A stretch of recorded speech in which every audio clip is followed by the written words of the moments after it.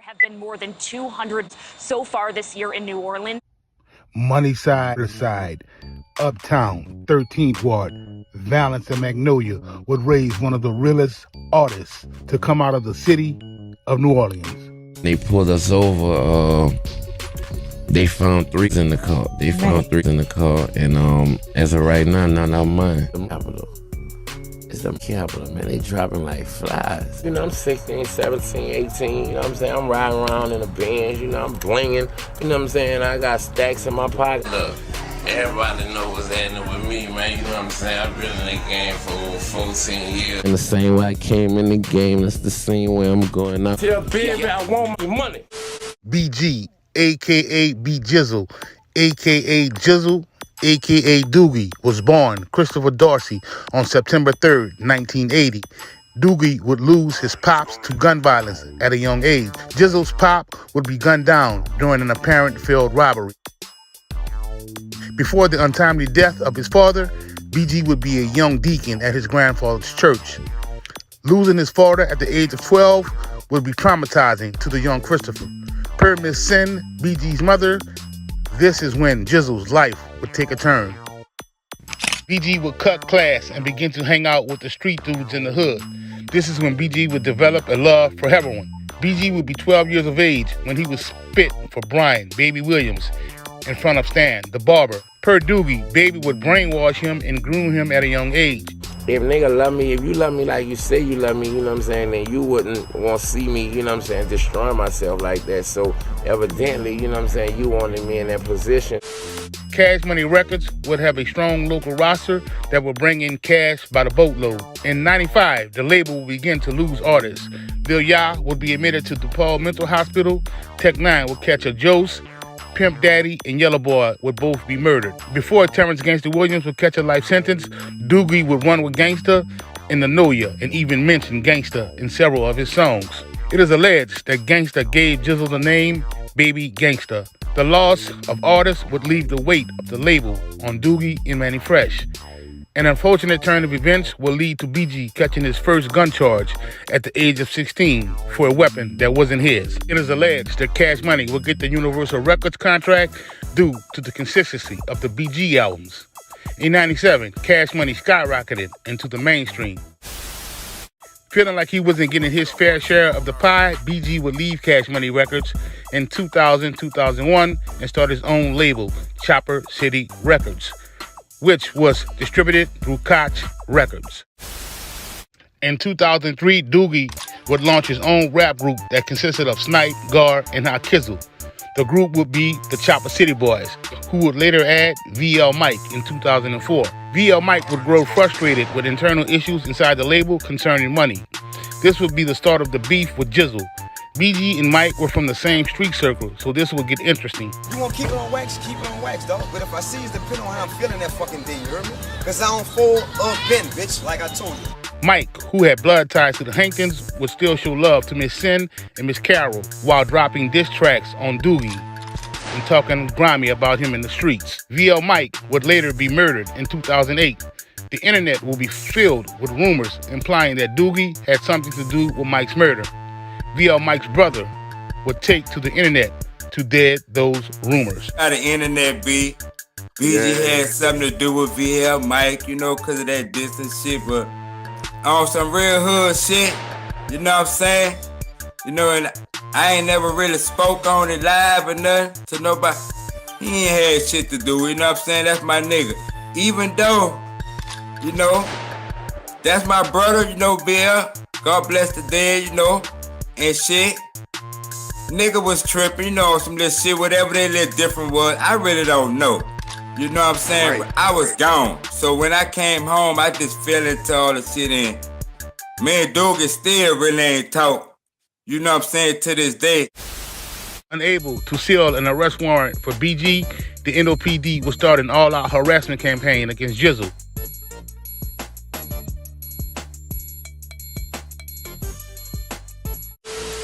In 2009, BG will be pulled over for an alleged routine traffic stop. The NOPD will recover 3 weapons, 2 of which they say were stolen from the hot Chevy Tahoe, which allegedly was a stolen rental car. Oogie would be arrested along with Damone Pollard and Gerard Fetty Fedderson. NOPD would put the gun charges on Jizzle and Fetty, and the drug charges they would put on Damone, who was only 17 at the time.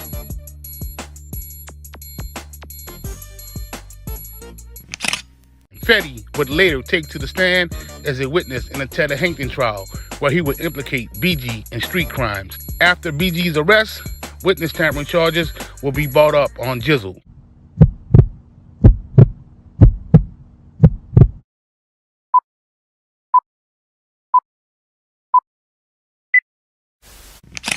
The government calls Gerard Fedderson. Are you cooperating today in hopes of getting a reduced sentence off of that 240-month sentence? Yes, ma'am. Now, if I can take you back a little bit to the 13th Ward, who are some of the individuals that you knew from growing up in the 13th? Me, Aaron Smith, Brian Hayes, Walter Porter, Terrence Lodrick, Christopher Dorsey. And who were some of the people that you were closest to? Me, Aaron Smith, Christopher Dorsey, Brian Hayes, Walter Porter. And did you have a nickname on the street? Yes, ma'am, Fetty.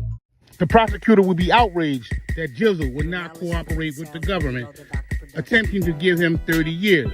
The judge would slam down the gavel and say 30 years is ludicrous for this charge.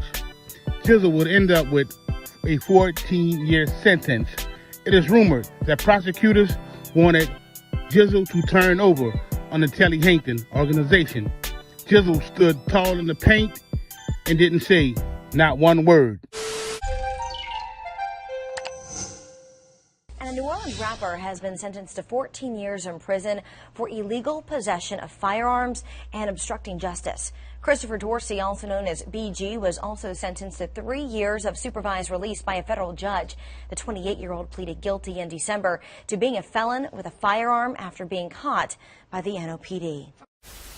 Jizzle walked that 14-year Joe's down like a big dog is supposed to.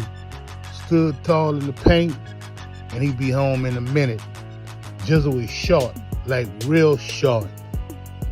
You might see that boy home sometime this year, maybe in June, something like that. It is alleged that he would be re-signing with Baby and Cash Money Records upon his release. There's a few videos on YouTube of Baby and Hot going and visit that boy. But after 13 years, one visit, I don't know if I'm rocking like that. New Orleans, Louisiana, known for its strong hurricanes, and not just the drink. The NO underwent two of the most devastating hurricanes in Louisiana history. Betsy, September 9th, 1965, Category 4 storm with winds reaching 140 miles per hour. Katrina, August 29th, 2005, Category 3 storm with winds reaching 125 miles per hour, causing over $108 billion in damage, displacing residents. New Orleans will bounce back.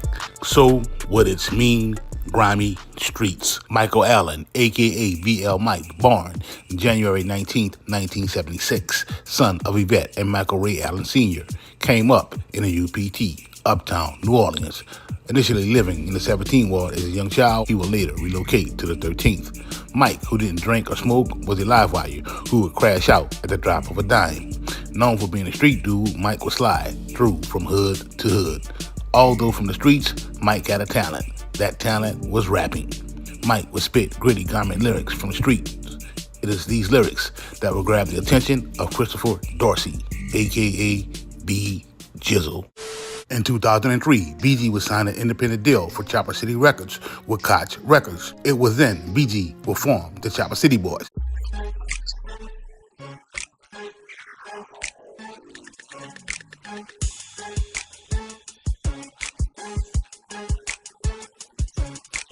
The group would consist of BG's younger brother, Hakizzle, Gar, and Snipe. VL Mike would join the group in early 2004. The Chopper City Boys had been featured on BG's solo albums as well as several mixtapes between 2003 and 2006. The Chopper City Boys released their debut album, We Got This, in 2007. The Chopper City Boys' first single, Make 'Em Mad, would be produced by David Banner. You can The debut album will go on to sell 36,000 units independently its first week. The Chopper City Boys and Chopper City Records would seem to be on their way. They will go on a national promotional tour to promote the album. This will be before the rise of social media. The Chopper City Boys will interview with several of the largest hip-hop platforms in the industry, even having a freestyle session on The Basement. You see me on Rap City, you heard the truth. Before the deal will be signed, Chopper City Records, in the label of James Tapp, a.k.a. Soulja Slim, Cutthroat Committee Records, would have the streets on fire with mixtapes. In 2005, Hurricane Katrina will make landfall in New Orleans. BG will relocate the Chopper City Records imprint to Detroit, but later move the label back to Louisiana. BG's roster will complete their contracts with Koch in 2007. BG will partner with T.I. and sign a solo deal with Atlantic Records. Christopher Dorsey, a.k.a. BG, was finally starting to see some real bread.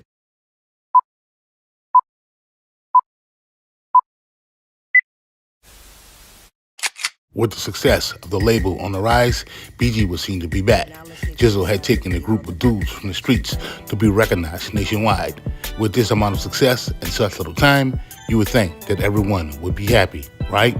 In a perfect world, this answer would be yes. However, this would not be the case, as Michael Allen, a.k.a. PL Mike, would not be happy at all. With Mike's dissatisfaction, he would launch a hate campaign against Jizzle.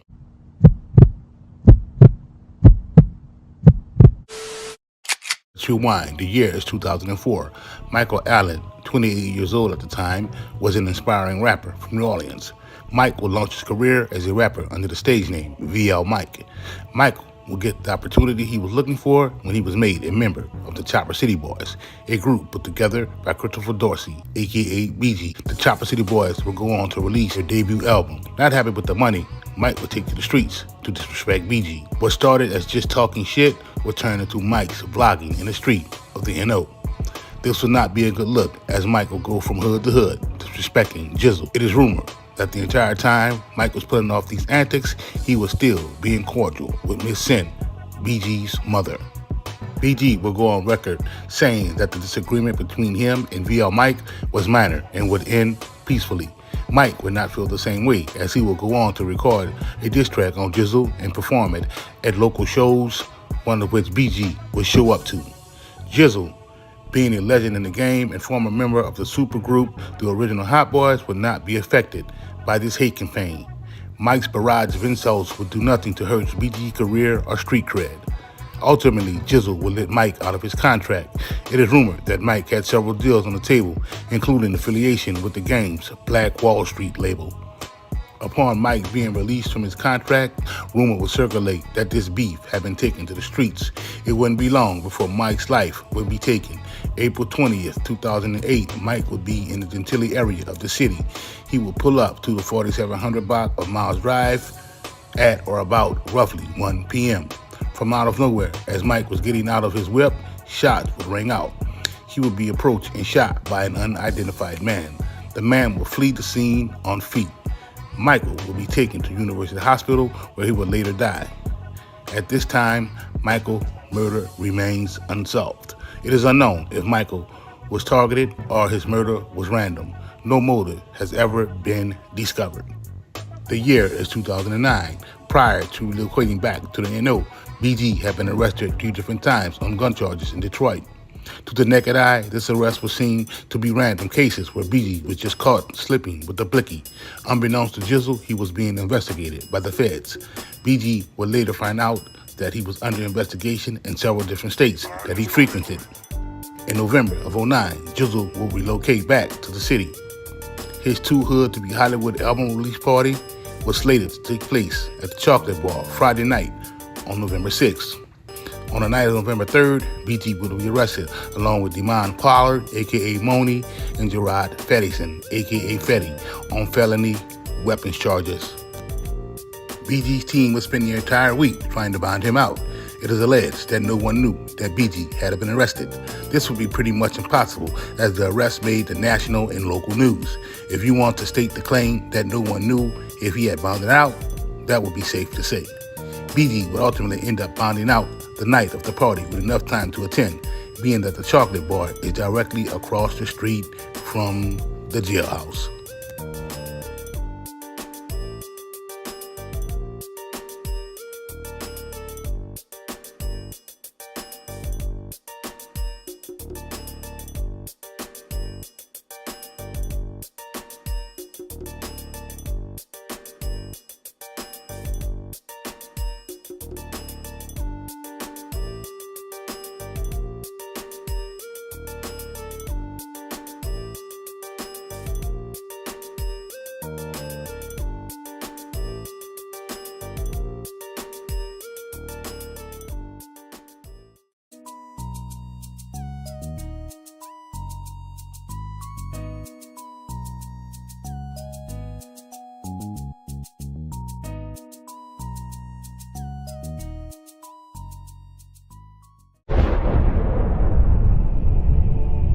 Christopher Dorsey, a.k.a. BG, resides from the 13th Ward, New Orleans.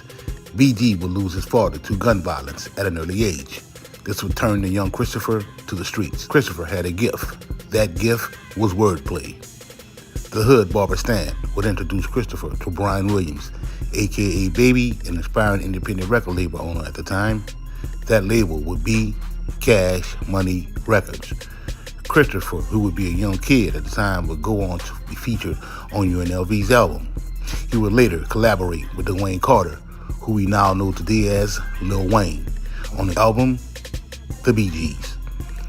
Ultimately putting out a string of classic solo albums on the label, BG would drop Chopper City, It's All On You Volume 1, It's All On You Volume 2, Chopper City in the Ghetto, and Checkmate. BG would also be a member of the supergroup The Hot Boys, which released Get It How You Live, Guerrilla Warfare, and Let 'Em Burn, all under the Cash Money imprint. Somewhere between 2001 and 2002, BG would leave Cash Money Records and develop his own imprint, Chopper City Records. BG would struggle with addiction throughout his entire career, being arrested multiple times, building a fairly large felony jacket.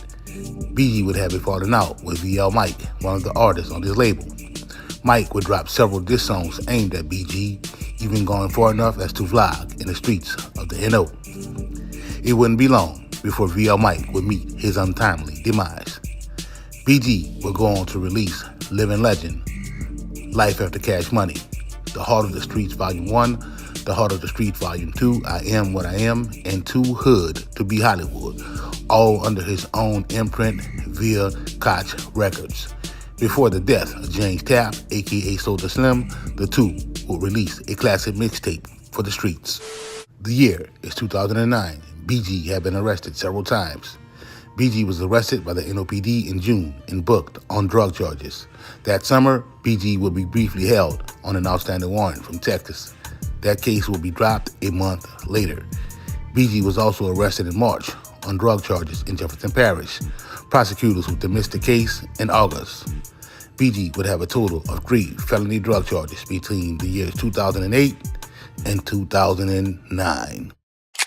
The night of November 3rd, 2009, BG along with Damone Pollard, a.k.a. Moni, Gerard Fedderson, a.k.a. Fetty, and Walter Porter, a.k.a. Mooney, were all chilling at the D-Shop in New Orleans East.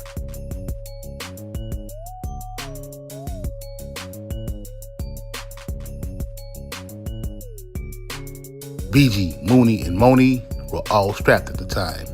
Unaware of their surroundings, Fetty would be the only one to spot the dicks staring at them from outside. Mooney would gather all of the tools, hop the gate behind the D-Shop into the gas station parking lot. The plan was to pick Mooney up at the gas station and mash out. Walking out of the D-Shop, BG, Moni, and Fetty would notice that the parking lot was swarming with them dicks. Not wanting Mooney to get caught, the 3 men would hop in the Chevy Tahoe and mash out. Mooney, who had been left at the gas station, would get away. Too concerned with the guns that they had on them, the men would totally forget about the tools that were in the truck.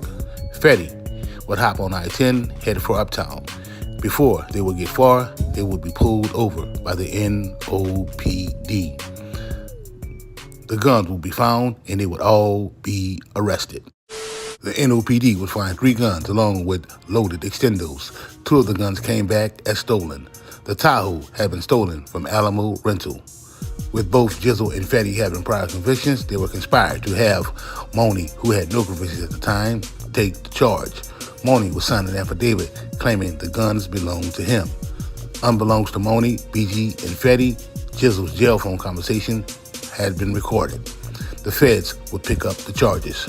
Both Moni and Fetty would plead guilty, opening the door for charges to be put on BG. Moni would make a plea agreement for prosecutors and be sentenced to 2.5 years in the feds. Fetty, who will cooperate with the feds, will receive a 20-year sentence. The feds would attempt to link BG to Telly Hankton and Walter Porter using his videos and rap lyrics. Third had already been convicted for 1 murder and was serving a life sentence.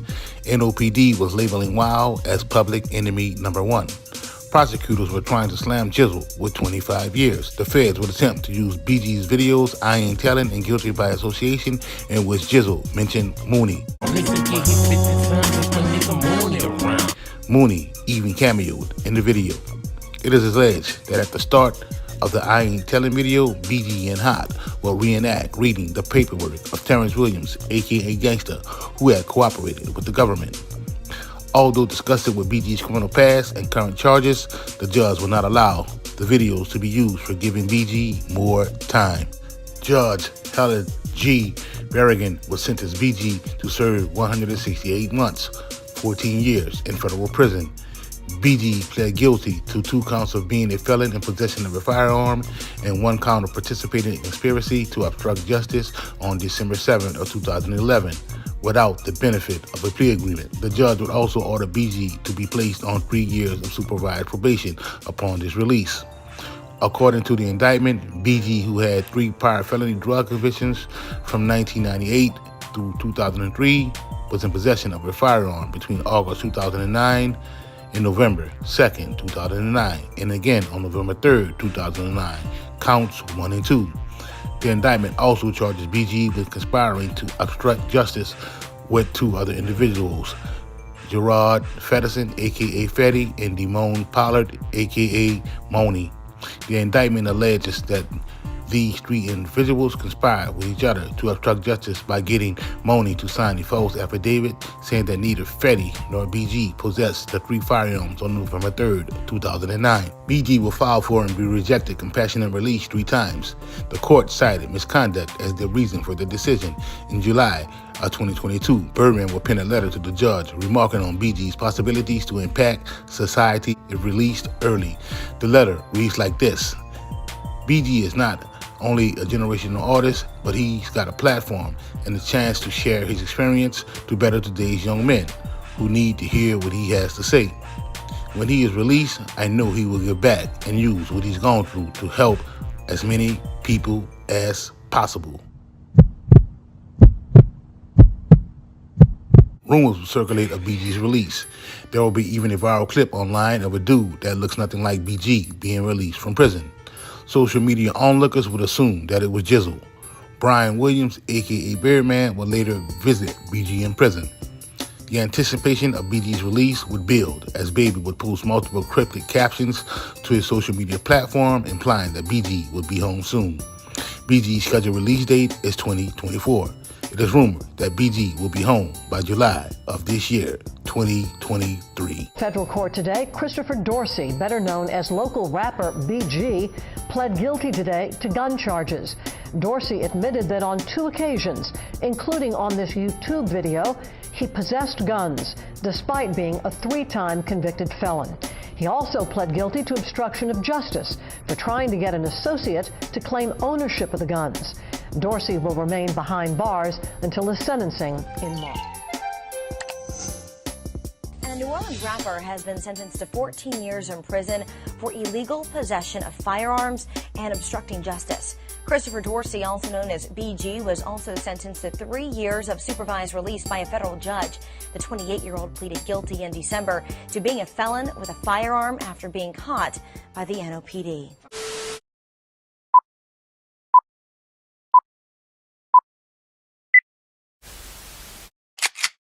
BG is a solo artist, plus he's a member of the Hot Boys.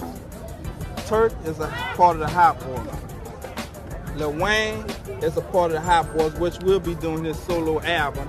And I know y'all all know Juvenile, who is a solo artist, and he's a Hot Boy. You got me and my dog Fresh. He do all beat, game spitting, however you want to label it, nickname it how you want it. Sugar Slim called all shots, and I'm the #1 stunner.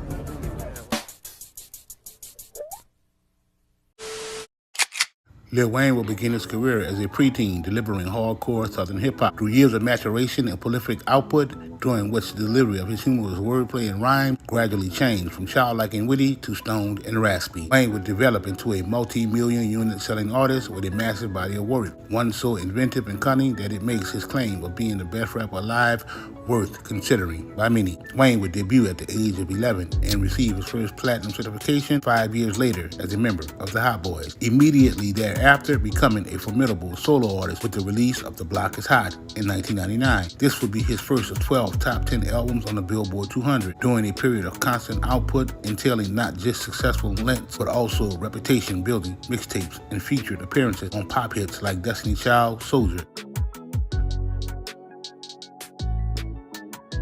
Wayne will reach mainstream superstar status with the release of The Carter 3 in 2008, a triple platinum blockbuster that will produce the #1 pop hit, Lollipop, and the #6 follow-up, Emily. The Carter 3 would net Wayne 3 Grammy Awards, including Best Rap Album, throughout the 2010s, despite numerous legal and creative battles. Wayne will continue to be a regular presence on the upper reaches of the charts with albums such as The Carter 4 that were released in 2011 and I'm Not a Human Being that were released in 2013, solidifying his status as a tour headliner, all while continually lengthening his list of collaborative hits, including the multi-platinum Sucker for Pain off the Suicide soundtrack in 2016 and the DJ Khaled smash hit released in 2017. Wayne would top the Billboard 200 with consecutive LPs, The Carter 5 in 2018 and Funeral in 2020. Weezy will continue to issue 9 album singles and mixtape like his 2021 Rich the Kid collaboration, Trust Fund Babies, and 2023 Nobody featuring DMX.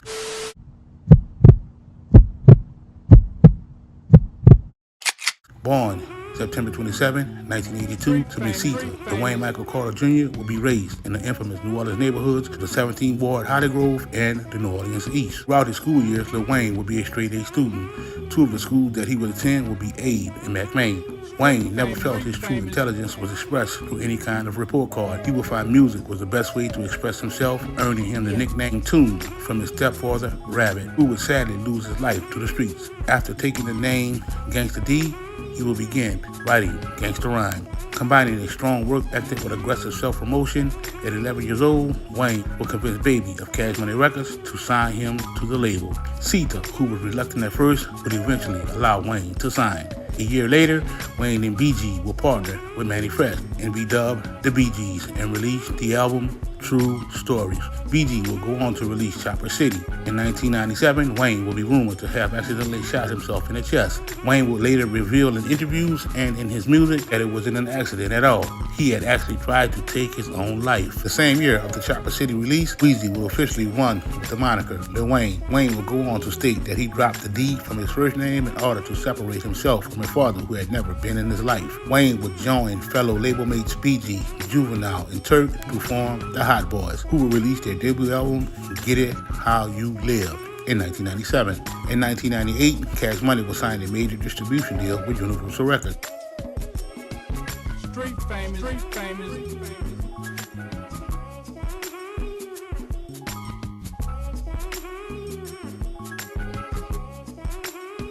With major mainstream distribution, the Hot Boys Guerrilla Warfare album will reach the #1 spot on Billboard's top R&B hip-hop albums chart list. In 1998, Lil Wayne was featured on Juvenile's hit single, Back That Thing Up, that would appear on Juvie's 400 Degrees album. Wayne would launch his solo career a year later with the album The Block Is Hot, featuring the hit single The Block Is Hot. The album would go double platinum. Wayne still had not reached Middle America, as his hardcore rhymes and tough Cash Money sound had not yet crossed over. Wayne's second album, Lights Out, in 2000 will fail to match the success of The Block Is Hot. Lights Out will go gold. Weezy will go on to feature on the Big Timers hit single, #1 Stunner. Wayne's audience will be rapidly growing. While Wayne will credit Fresh for being primarily responsible for launching his music career, Weezy will be much closer to Brian Williams, aka Baby. When Juvie left the label, Wayne will show his loyalty to Baby by releasing 500 Degrees, 2002, which would go gold. Rumors will begin to fly about Cash Money's financial troubles and possible demise. The rest of the Hot Boys had left. Wayne's planned 2003 album would be scrapped. It would instead be released as an underground mixtape called The Drought. Wayne would begin to single-handedly take over the mixtape world after The Drought had drawn so much attention from the hip-hop press. Weezy used these underground releases to build anticipation for his next official album, The Carter, that will release in 2004. The single Go DJ will reach number 5 on the hip-hop singles chart. Wayne will go on to feature on Destiny Child's single, Soldier. Wayne had officially crossed over. Wayne will continue to feed the streets with a slew of mixtapes released in 2005. Dedication with DJ Drama and the suffix with DJ Khaled. Cash Money's future was no longer in doubt, and traditional music business rules no longer seemed to apply. Wayne's tracks will be leaked onto the internet in various DJ mixtapes. Get Something was another bold move, as Universal funded video was made without the track ever seeing the light of day. With its alternative marketing scheme working in overdrive, the 2005 release of The Carter 2 will be a major event, selling over 250,000 copies the week of its release. Fireman and Shooter with Robin Thicke will be released as singles. This album, for the first time, would have no production from Manny Fresh. The album will go platinum. Just from Weezy's future Young Money label would appear on the album. The following year, Wayne and Baby will release Father Like Son album, which will feature the hit single Stuntin' Like My Daddy. With his mixtape still flooding the underground, including Dedication 2, Wayne was bubbling.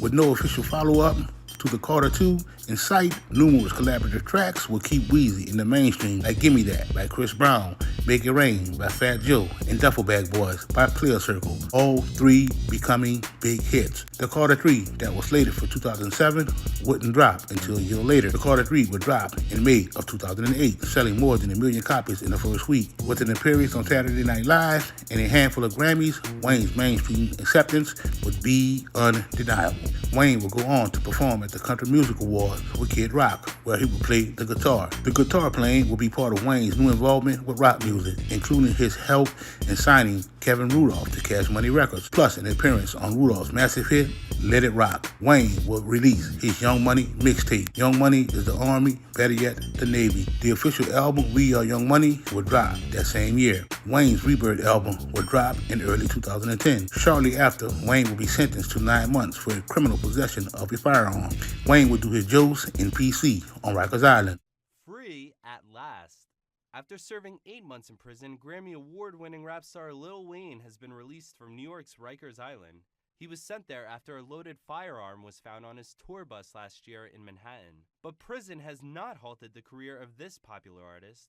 Lil Wayne released a new album in September titled I Am Not a Human Being, which topped the Billboard charts at number 1 last month.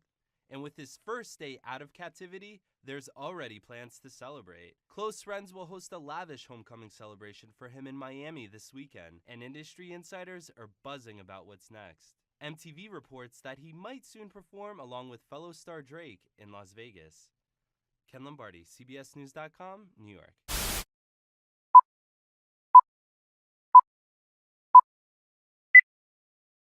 The Carter 4 will finally drop in 2011. With the lead single, 6'7", the album will reach the top spot on the Billboard 200.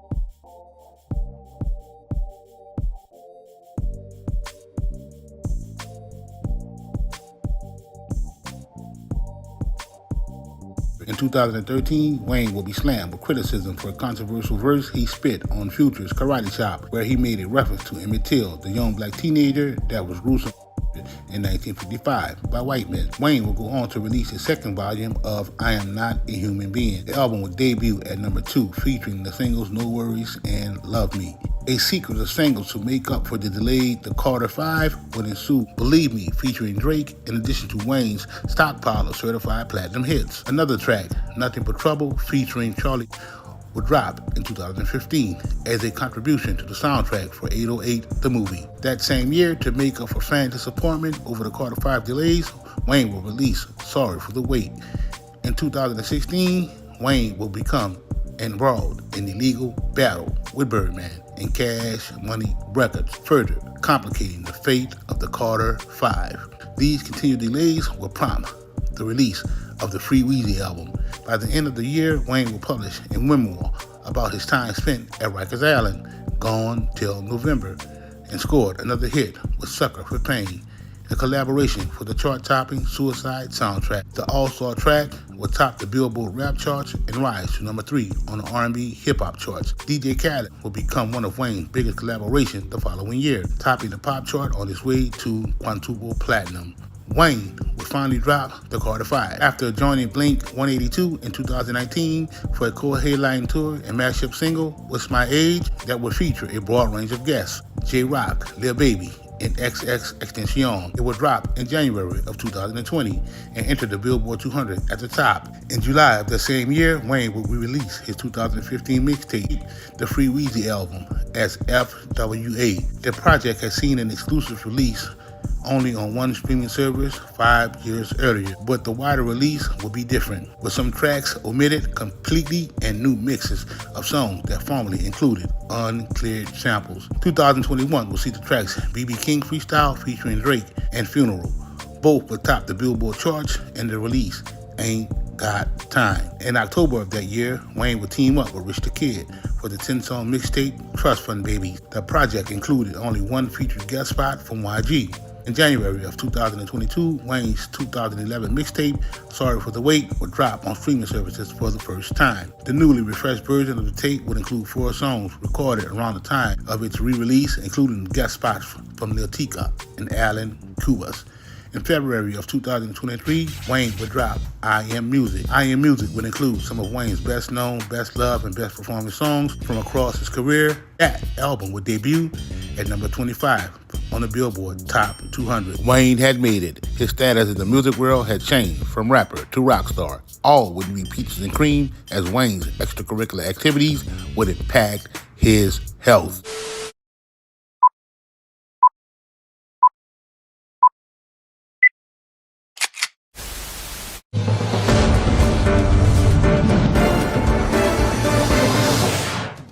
I'm James Vallis. Hip-hop artist Lil Wayne's private plane has made an emergency landing in Nebraska after he suffered a seizure and blacked out, according to reports which say he has since regained consciousness and is refusing treatment. The incident happened on Monday afternoon when Wayne was flying in a private jet from Milwaukee in Wisconsin to California. It forced the aircraft to divert to Omaha in Nebraska, where it made an emergency landing.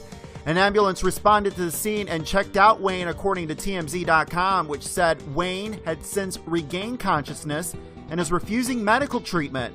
Other details were not immediately available. There was no immediate comment from authorities or Wayne's representatives. Stay with BNOnews.com for the very latest and follow us on Twitter throughout the day for breaking news updates as it happens at BNO News. Rapper Lil Wayne was rushed to the hospital after he was found unconscious in Chicago. Reports say he suffered multiple seizures in a hotel room yesterday. The 34-year-old was forced to cancel his Las Vegas performance last night. Just last year, the rapper's private plane made an emergency landing after he suffered a seizure. 4 years ago, Lil Wayne revealed he is epileptic and prone to seizures.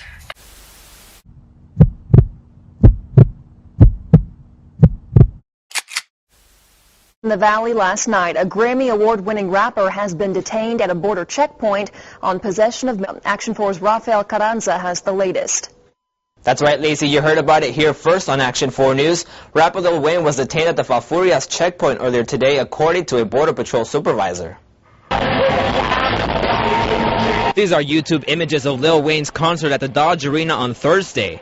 This afternoon, agents in Falfurrias detained 12 people, including the popular rapper, on board 2 tour buses. One of our U.S. Border Patrol K-9 teams alerted to the possible presence of people or narcotics on the bus.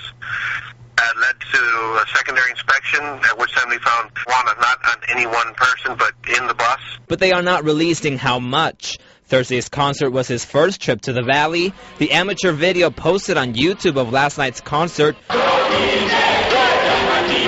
shows him performing in front of a packed house. Lil Wayne is a rapper with Cash Money, Universal Motown Records.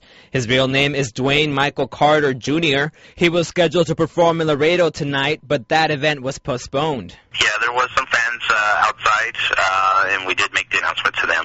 They were obviously disappointed, but, we didn't have The general manager at the Laredo Entertainment Center, where he was scheduled to perform, tells Action 4 News they are working on setting up a new date. Lil Wayne has another scheduled performance in Corpus Christi on Sunday, but it is unclear if that concert has been postponed as well. Reporting in the newsroom, Rafael Carranza, Action 4 News. Now at 11, police have cleared the scene at a Miami Beach mansion. They raided the place this evening with a celebrity's prized possessions as their target.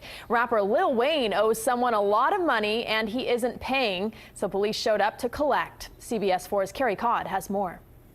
Miami-Dade police descended on the Miami Beach mansion of rapper Lil Wayne Tuesday afternoon. According to police, they were serving a warrant in a civil case to seize property.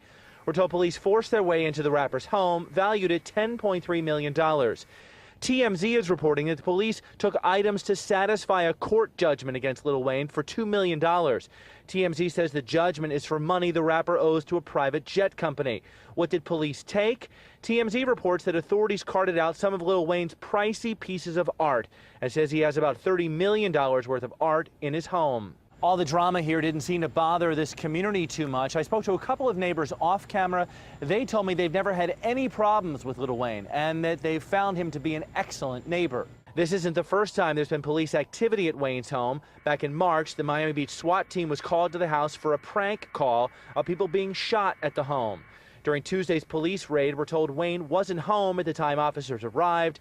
TMZ reports he's in Los Angeles. On Miami Beach, Carrie Codd, CBS 4 News Tonight. New at 5, trouble for rapper Lil Wayne. He was charged with possession of a firearm by a convicted felon. According to court documents, today's development stems from a trip to Miami on a private plane last December.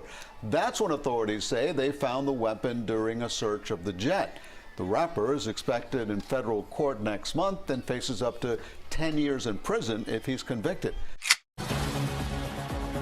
We're also just getting this a few minutes ago here tonight. The Miami Herald is reporting federal agents have found guns and coke on a private plane that landed at Miami Opelika Executive Airport today. The paper reports rapper Lil Wayne was on that plane, which brought him here, they say, from California. The report says charges could be filed soon in federal court. His lawyer tells the Herald his client was allowed to leave the airport tonight. The FBI and the ATF are handling the case. At 5:05 this morning, new from overnight, in one of his last acts as president, Donald Trump issued a long list of pardons. And included on that list, New Orleans native and rapper Lil Wayne, along with his former chief strategist, Steve Bannon. Bannon was accused of defrauding millions of dollars in a fundraising campaign supposedly aimed at supporting President Trump's border wall. The president himself, along with members of his family, were not pardoned. He doesn't have to announce a pardon.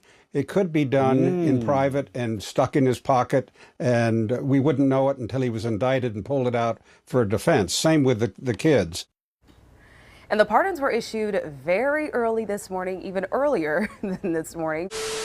This was the story of Lil Wayne, a.k.a. Weezy F. Baby.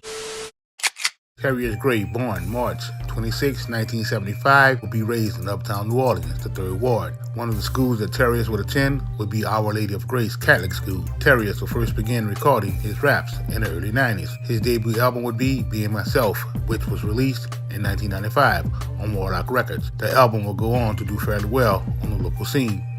In 97, Juvie would release Soldier Rags under the Cash Money imprint. Soldier Rags would be Juvenile's debut album with Cash Money Records. Soldier Rags would chart on a Billboard Hot R&B hip-hop song list. The Soldier Rags album would be Juvie's first time working with Manny Fresh. In 1997, Juvenile would join the Hot Boys with fellow Cash Money rappers BG, Turk, and Lil Wayne. The Hot Boys would release their debut album titled Get It How You Live under the Cash Money imprint. The rest would be history. This is the story of Tanut, aka Juvenile.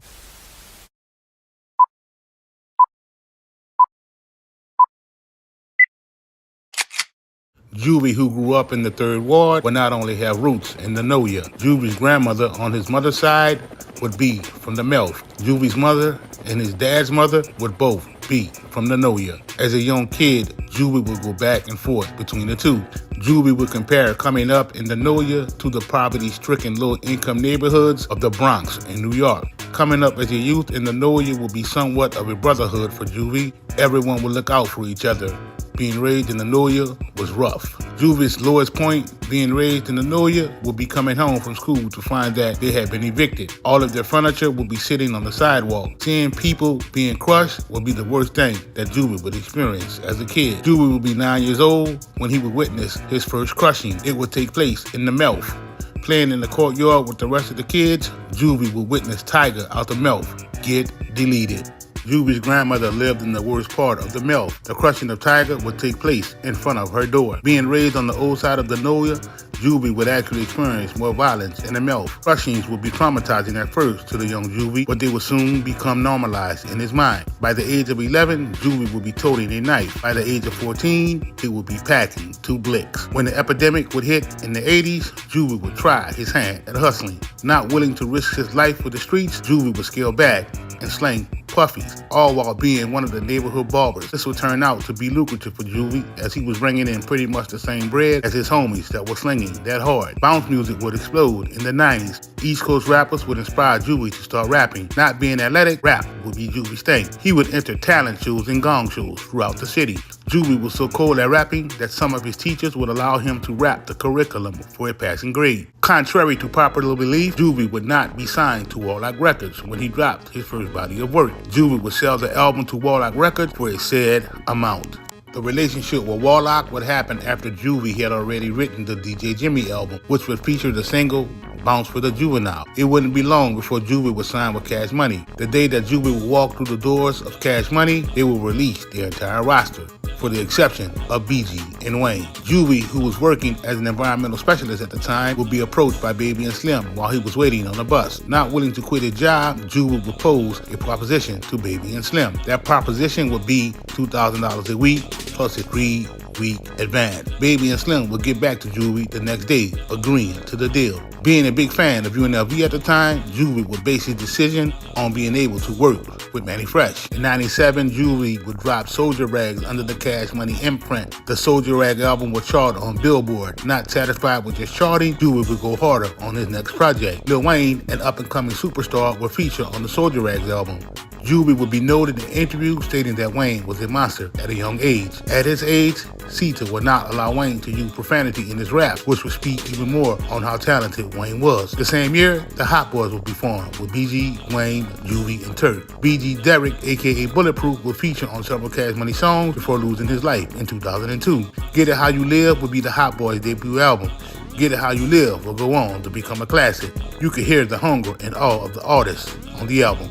The album will be recorded in only 4 days. The work ethic of Manny Fresh will be unmatched. He will produce 5 or 6 songs a night in the studio. Cash Money's big break would come in 1998 with a Universal record deal. Unbeknownst to many, CMR had been shopping around the proposals to the majors for nearly a year and a half prior to signing with Universal. In the deal, Cash Money was signed for 3 years. The $30 million distribution deal would entail a $2 million advance each year, a credit for $1.5 million for each of the 6 artists that they would have at the time. After recouping, Universal Records will retain 15% of profits from album sales, while Cash Money will retain 85%, as well as 50% of their publishing royalties and ownership of all master recordings. The deal will be brokered by consultant Wendy Day. At the time of attaining the deal, Slim and Baby were young to the industry, not fully understanding the music business at the time. Many financial mistakes will be made. The big timers, How You Love That, which had already dropped independently, will be repackaged and redistributed under Universal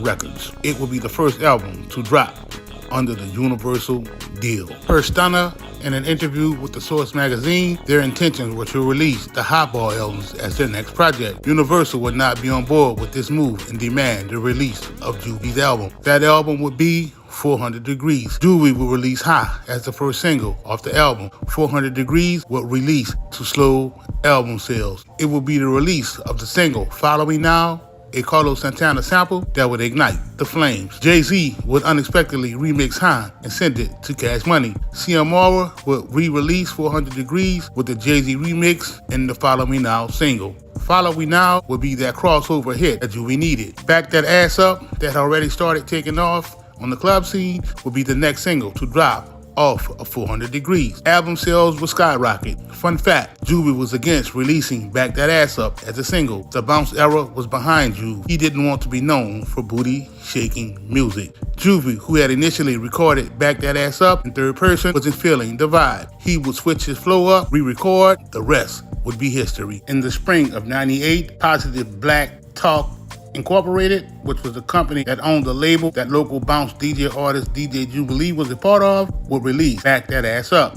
Jubilee wrote the lyrics to his version of Back That Ass Up and would apply for and receive a certificate of registration from the United States Copyright Office for the words of the song. Jubilee would also obtain a certificate of registration for the words and music in the song recording of Back That Ass Up. In November of '98, CMR will release Juvenile's 400 Degree album with the single Back That Ass Up. On February the 15th of 2002, PBT would make an application for supplementary registration with the Copyright Office, alleging that PBT should have been listed as the author and copyright claimant on Jubilee's prior registration of the words Back That Ass Up. That same date, PBT would file an instant suit asserting that it holds the copyright for Jubilee's recording and that Juvenile's Back That Ass Up infringes their copyright and violates various other laws. Positive Black Talk would go on to lose the lawsuit. Back That Ass Up was so hot that Mystical will go on to release Shake Your Ass as an attempt at emulating Back That Ass Up.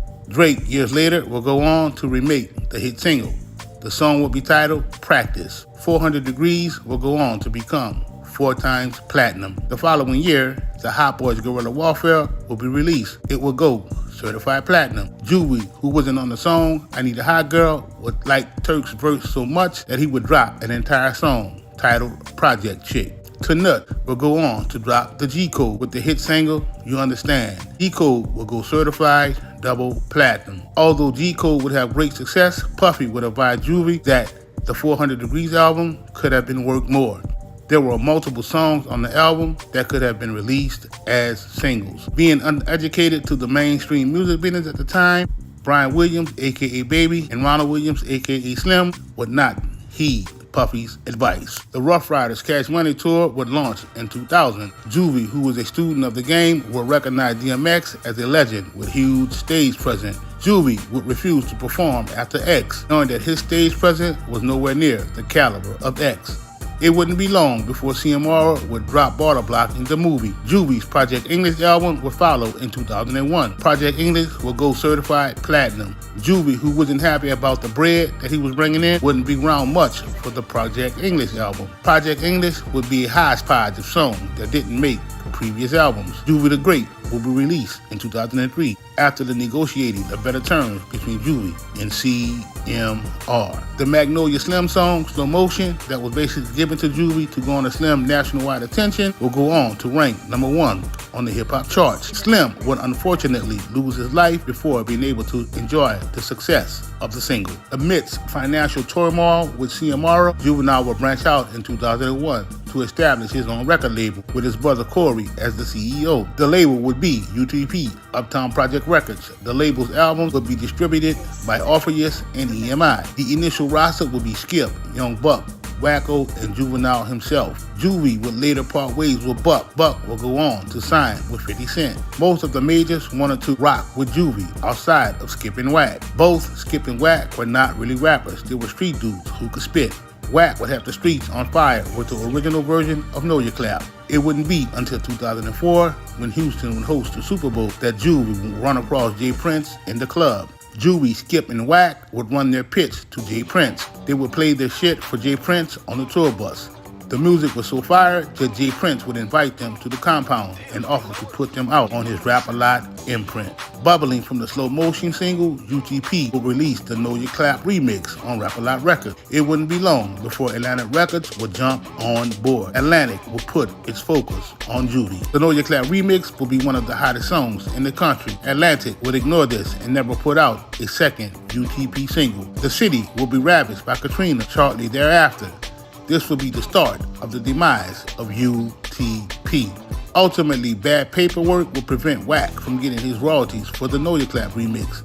Baby and Slim would backdoor and go with the move on Juvie for the Slow Motion record. Juvie will be gone for CMR for 6 years. In 2019, Juve and Stunner will release Just Another Gangster.